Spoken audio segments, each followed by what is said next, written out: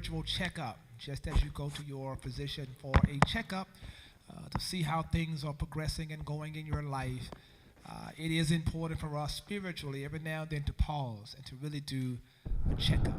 Back on the radio and says, okay, I'll tell you what I'm going to do. First of all, I want you to consider the situation. Check every message supposedly from me against the policy and procedure manual.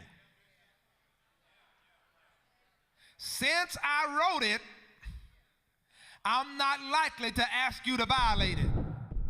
We recognize that, wait a minute, God has given us this great thing to do, and God says, wait a minute, now, this is how I'm going to communicate with you. I'm going to speak to you, but every time I speak to you, you got to confirm it based on the manual. Whatever I say to you is not going to violate this manual. But if you don't know this manual, you won't know it's me.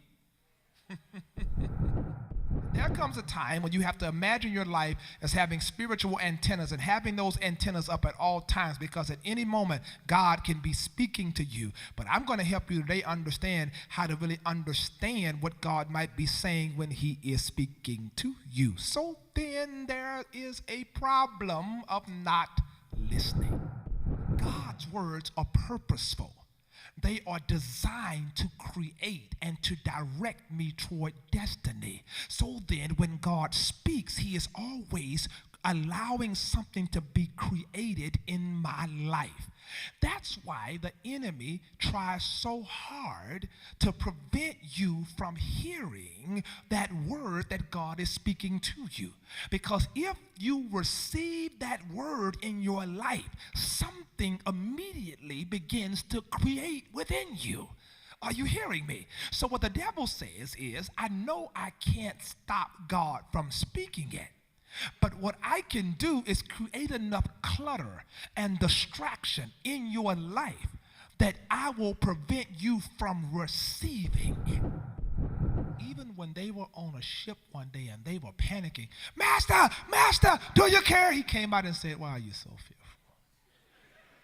Why y'all have no faith? Peace be still. And Jesus was so cool, man. He was just so cool with it. I mean, even when Pilate, they were looking at him like, you know, I have power in my hands to take your life. You ain't got no power. Unless my Father give it to you. Get bent out of shape by all this. Even when they came to arrest him and Peter pulled out his sword and was ready to fight and rumbled in the Garden of Gethsemane, and Jesus, Peter, put your sword up, man. He who lives by the sword. Can you see the peacefulness? Can you see it now? You start thinking, maybe God doesn't understand the hell I'm dealing with at home.